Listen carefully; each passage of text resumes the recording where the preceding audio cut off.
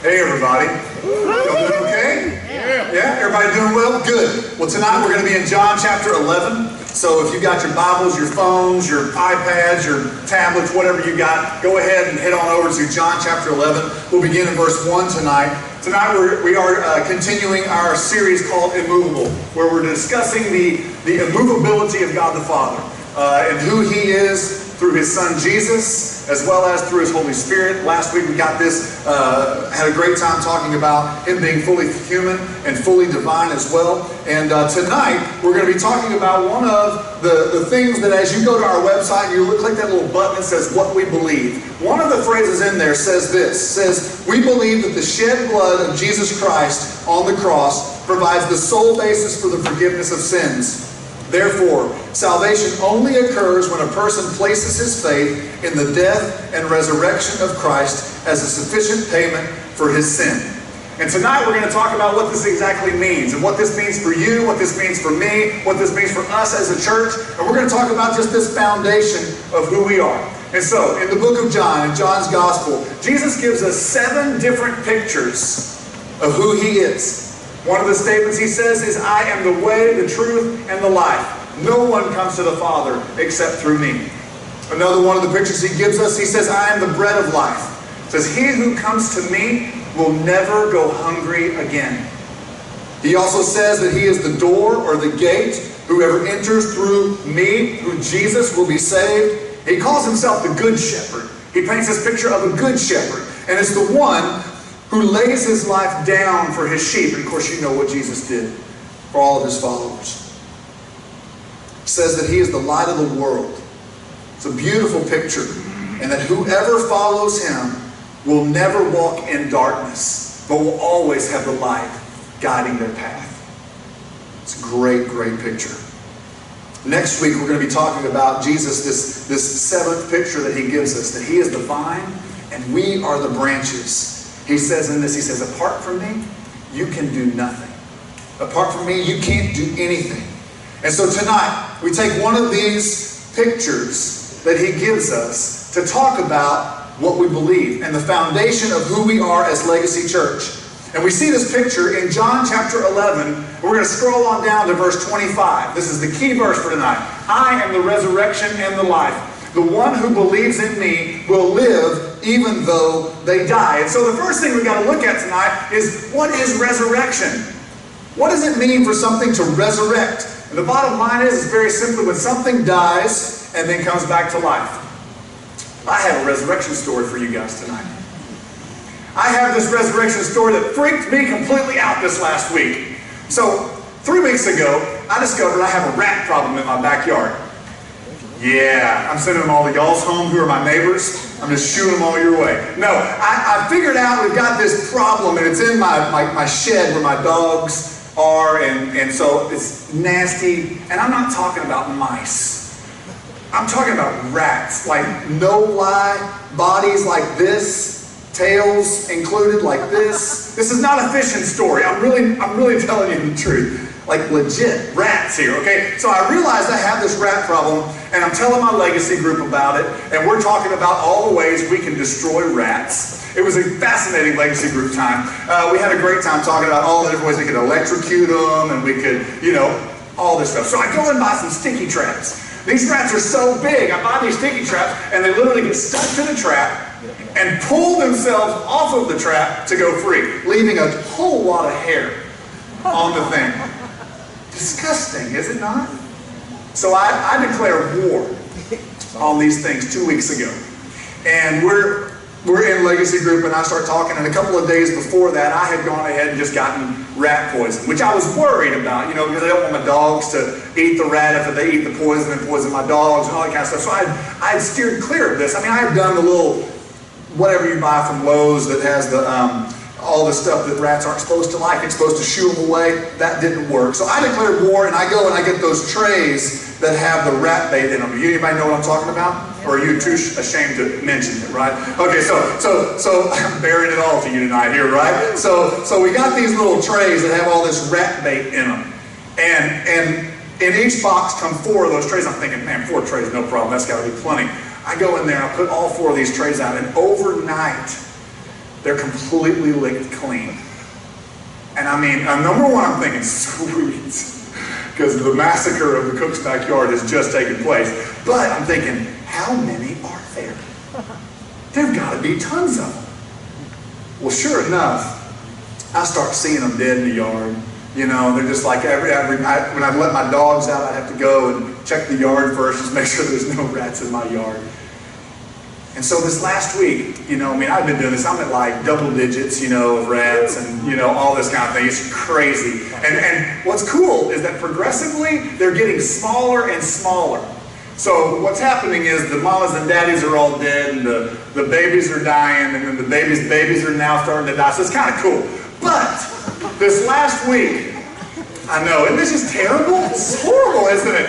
I'm sorry, you're never going to want to come to my home again. No, I'm taking care of them. It's okay. They're going to be gone. So last week, I go out and I'm kind of looking around, and I look over the fence in my dog's pen where they are, and I see one. And it was big. It was like, this is like the one that held out to the end, let them all drink the Kool-Aid before he decided to taste it. You know, and so I look over and I'm thinking, oh my gosh, okay, well, I got one, it's really big. So I walk back there, and I don't know, but something you need to understand is there's something very special about my big toe. My big toe apparently has magical powers that makes things come back to life. Because I kid you not, I go to that thing and there's no breath happening. There's no rising and falling of that. My daughters and I, we've already killed the ones where they're rising and falling. I teach them how to throw the log on it and kill it. You know, all that kind of thing. So you think I'm kidding? I'm serious. This is massacre time. This is war. There is nothing nice about war. And so I mean, so I'm back there, and I'm telling you, I'm thinking, man, this thing's dead. I'm good. I touched it with my big toe. That sucker, man, it jumped up and starts bouncing around like straight up, because the thing is like dying. So this is its last ditch effort. So it's just up like this, vertical, you know, like on its tail kind of thing. And then across my foot, oh, that is not okay. Across my foot, so I kick, you know, and it hits the fence. Didn't die. So I go after it again and kick again, you know? And I'm back there just doing this number, and I'm kicking at this rat. I don't want it touching me, but I want it dead, you know? And so I'm kicking at this rat. And it hits the fence again. Doesn't die. I'm like, man, I don't know about it. And so I'm just freaking out about this. I'm like, dadgummit, I hate rats. And I want them gone. And it scurried underneath the dog's shed. Never to be seen again. Actually, it died the next day. I was quite pleased when I saw it the next day. But I really hope you guys don't have any resurrection stories like that. It is not fun, but it is entertaining. And I'm really glad that my wife did not have her phone ready during that moment. Otherwise, we'd be showing a video tonight of what that looked like. And I'm really glad we didn't have that, because she's really good at capturing those things. But tonight, we are going to talk about this resurrection story, death to life. And it's a much greater story, obviously. But here's the cool part about it. Tonight, we're going to talk about this story, and we're going to celebrate the fact that, believe it or not, the resurrection is not an event, but the resurrection is a person. And so we're going to talk about this tonight. When Jesus said the phrase, I am the resurrection and the life, he actually was saying this in the middle of another story that he was in the middle of the context of another story in Scripture. The story goes, there's a man named Lazarus who was Jesus' good friend. He had died, but he didn't stay dead. And so John chapter 11, verses 1 through 11 says, now a man named Lazarus was sick. He was from Bethany, the village of Mary and her sister Martha. This Mary, whose brother Lazarus now lay sick, was the same one who poured perfume on the Lord and wiped his feet with her hair. So the sister sent word to Jesus, Lord, the one you love is sick. Now, I know there's many of you guys that are sitting in this room that have been the recipient of news like this before, where you are going about your daily business and you get that phone call. You get that call that says someone you love is sick. Someone you love is not going to make it. And it's a matter of days, or the timeline has been set by the hospital, or whatever it is. And you know the feeling that I'm talking about, where there's this news that comes. And then you know what happens after that also. You know what happens after that when you get that news and then you begin to tell people the news. And you know, people mean really well, don't they? Whenever they get involved in a story like this, they get involved in someone's life at this level in which you reveal something this near and dear to your heart that you're struggling through, to let somebody walk alongside you with this. And there are people who are very well-meaning, but the fact of the matter is, they really say strange things, don't they? They're really trying to help, but what ends up coming out of their mouth is phrases that typically don't help. Jesus, I think, takes the cake, to be honest with you. Jesus says something in the middle of this news. He says something amazing, and quite frankly, it's mind-blowing what he says. In verse 4, Jesus gets this news, and he turns right around, and he says, this sickness will not end in death. These people are thinking, are you kidding me? Now, they've seen Jesus do absolutely amazing things, but this quite may be the thing that puts Jesus over the edge as the crazy man. Not just who he was. Just literally, this maybe people may have something on Jesus here. But he says no. It's for God's glory, so that God's Son may be glorified through it. So in other words, Jesus is saying to the sisters, God is going to bring good out of the worst news you could ever imagine. God's going to bring good out of the worst news you could ever imagine. And we're going to actually come back to this verse, but the way the middle of this story goes, is that when Jesus says a phrase like this, what do you think he would go and do immediately? Wouldn't you think that he says, this story is not going to end in death? What does this mean Jesus is going to go do? He's going to go take care of business right now. This man is not going to die. This man is going to live. This man is going to be healed. He's going to go and pray, lay hands, do something. What did Jesus do? He waits 2 days. In the very moment in which Jesus says this is not going to end in death, Jesus waits 2 days. He looks at his disciples, right after saying this phrase actually, he says, let's go back to Judea, the place that he had just tried to be killed. There's a group of people that is after him, desiring to slay him. The Jews were trying to kill him. Why in the world would he go back to Judea? So he chooses to go back to Judea. He chooses to wait 2 days, and then finally after 2 days, looks at his disciples and says, Lazarus has fallen asleep. And the disciples, you know at this point, are like, good Lord, what is going on here? This is just psycho, crazy stuff. He's fallen asleep. Now, of course, we know now with 21st century eyes, we can look at this. We know he was meaning that Lazarus was dead. He says he's fallen asleep, and now I'm going to go over there. I'm going to wake him up, which means I'm going to bring him back to life. So tonight what we want to do is we want to try to put ourselves in this story. And the fact is that there are 3 people in this story that I think we all can relate to at a very, very deep level. We can all understand this death internally. There are 3 ways that we actually die on the inside, and the ways that the resurrection of Jesus brings back the dead to life. And the first person is Thomas. Now Thomas, in the moment in which Jesus says, hey, let's go back to Judea. Yeah, I know I just said this phrase, so we're going to go back to Judea. And Thomas is like, what? Are you kidding me? Now Thomas is this man who is known as Doubting Thomas. He's also known as Didymus, which Thomas is much better, in my opinion. But he's known as Didymus, but he's known as Doubting Thomas. This is the guy who, whenever Jesus came back to life, he's the one who said, no, I need to be able to touch the wounds. I need to be able to see. I need to be able to not just hear about it. I need to be able to place my fingers on his side, place my fingers on his hand in order for me to truly believe. And so this guy, who I think many of us can relate to, Jesus says, let's go back to Judea.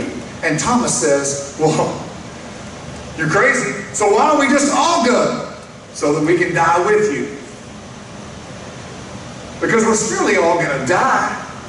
Surely, whatever plan you have in place, It's not the best plan. There's a much better plan that would make a whole lot more sense, that we can all gather around and say, yes, let's all go do this. I know that we've felt this feeling before. Maybe there's some of you guys that are in here, right now, that you have spiritual doubts. You look at Jesus and you think, man, I get it, but I don't know. And there's some of you that, man, you've prayed and you've said, I love Jesus and I will follow him. But man, there are times that I just got to take matters into my own hands because I have all kinds of doubts. There are times that perhaps maybe you've prayed and nothing happened. You're like, is Jesus even listening? The fact of the matter is that inside you feel dead in your doubt. Inside those doubts, they're all consuming. And it leaves an emptiness and a deadness in there. Some of you guys are like Thomas. Some folks that are sitting in here tonight are like Mary. Now Mary, I think we can relate to her in the sense that after Lazarus had died, you see, Mary was the one who laid at Jesus' feet, listening to him teach while Martha was around cleaning the house. Mary is the one who is taking her hair and wiping Jesus' feet with an alabaster jar of perfume. She is the one who has been drawing close to him, drawing close to him, drawing close to him, longing to be as close to Jesus as possible. And in the very moment that she needed Jesus to show up, it feels like he wasn't there. She'd been doing everything to follow him. And it feels like he let her down.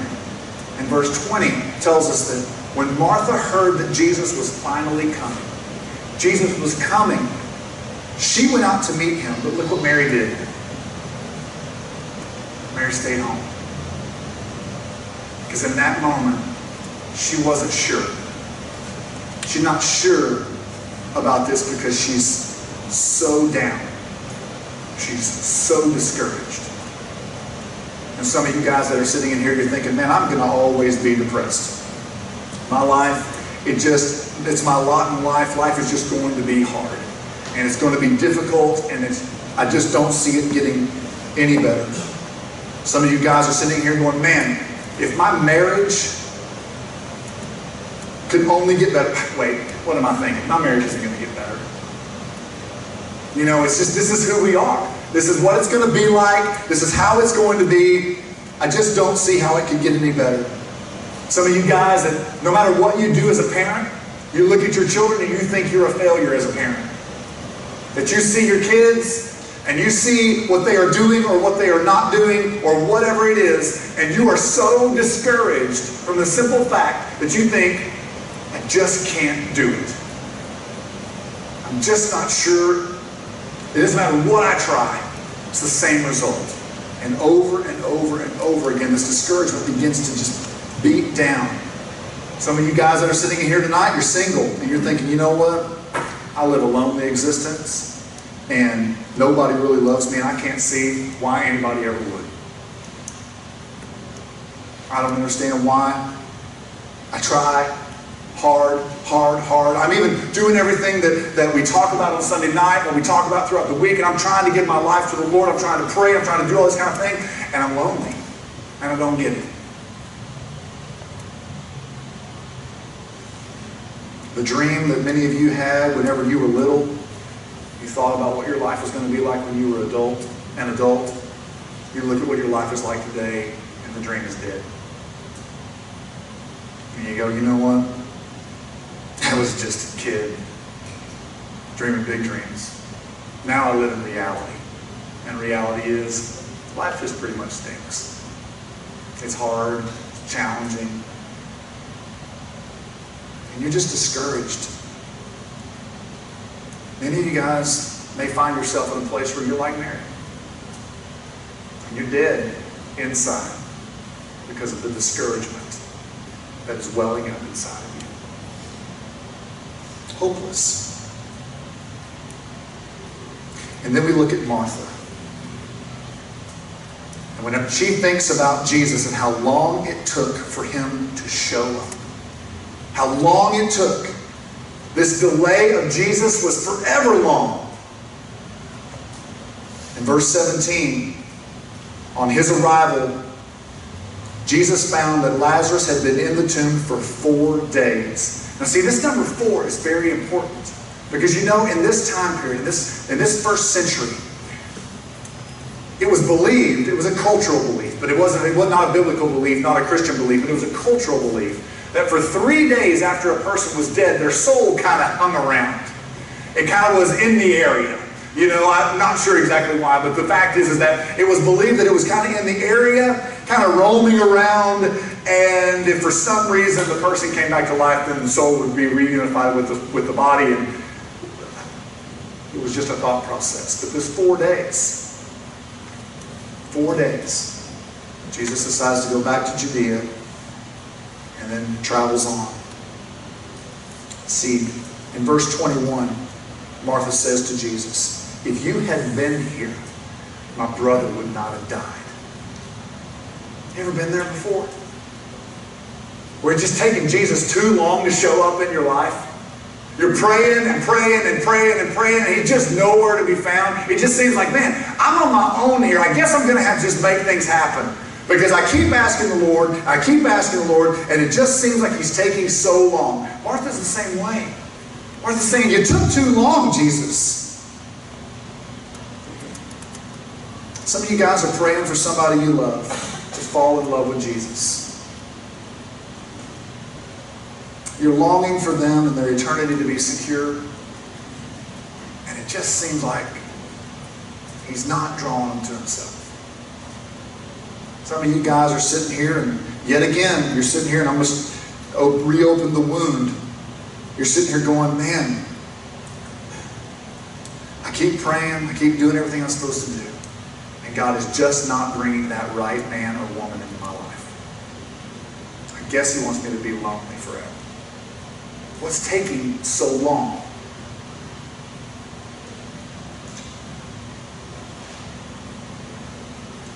Right now, what's going on inside is that there's a death internally in the delay of Jesus. There's this death, and you feel like, oh my gosh, he's taking so long. Maybe he's just not coming.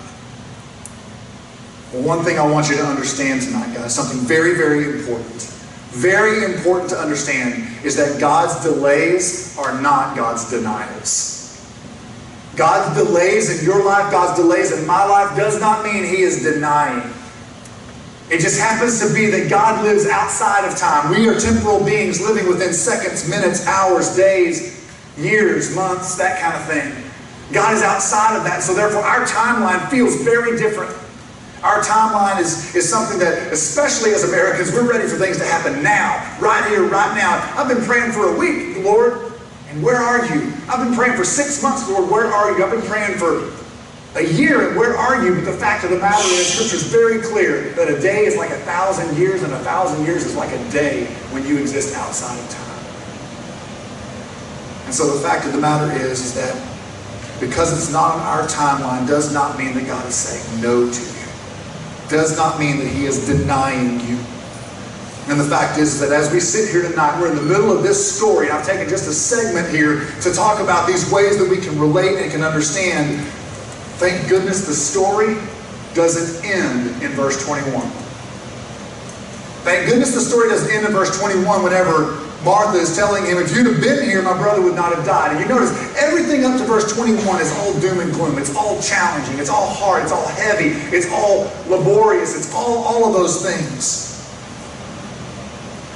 And then there's this thing that I kind of have a love-hate relationship with. You guys that have played athletics, or you understand the idea of momentum, you can understand that there is a blessing and a curse when it comes to momentum. The momentum in a ball game can shift in one single play. The momentum in what is going on can change instantaneously. And you know what's crazy about it? You can feel it, can't you? If you're watching a game and momentum shifts from one team to the other in one play, you can go, uh-oh. Or you can go, woohoo! We're going to win this game. You know, one way or the other. Momentum shifts. And that's what happens from verse 21 to verse 22. Martha looks at Jesus and says these words. Check this out. It says, if you had been here, my brother would not have died, in verse 21. And then we get Martha's big but.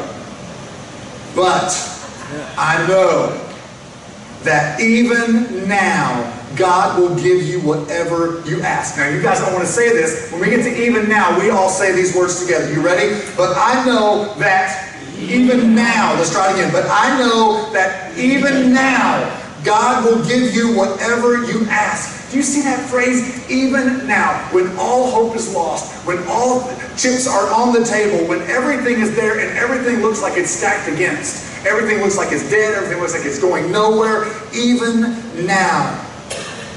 You see, this is that moment in Rudy where he enters the game and the inspirational music begins to show up, right? This is the moment where Rocky stops getting punched in the face and he actually hits Ivan Drago and knocks him back, okay? This is that moment where you watch and you go, momentum is changing. You know you can hear that inspirational music in the background right now, right? You can hear it happening. Lazarus was dead, and Martha is looking at Jesus and she's like, you know, even though we're dead in our doubts, even though internally we are discouraged and we're frustrated, even though we're tired of the fact that you keep taking so dadgum long to respond, she's like, I believe all things are possible for you, Jesus. And the fact is that some of you guys that are sitting here tonight, you kind of need this even now moment. You need things to shift from 21 to 22 in your life. It's time for the tables to turn. To be reminded that Christ came to set you free. Life is not destined to beat you down. Christ came to set you free. He came to give you hope. He came to secure your future. And this is the beauty of this story. This is the beauty of this resurrection story here. Because even now, the presence of God can come and build your faith. When all seems lost, when all seems empty, He can bring peace. There can be healing, and there can be restoration in our lives, because even now all things are possible. This is the resurrection power of Jesus Christ. Because He's the life giver.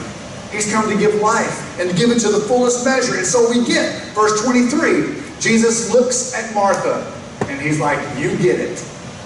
You got it, Martha. You missed it when you were cleaning the house, but you got it now. You jacked it up then, but looky here. God is a God of second chances. Got you another opportunity. Well done, Martha. Because He looks at her and He says, your brother will rise again. And then Martha's, she was doing good. You know, she was doing awesome. And she looks and goes, well, I know Jesus. I know that, you know, He's dead. And at the resurrection, at the last day, He'll rise again. So she's talking about the event at the end time. She's talking about the very end. And Jesus is like, oh, you were on your way. You were doing great. He goes, Martha,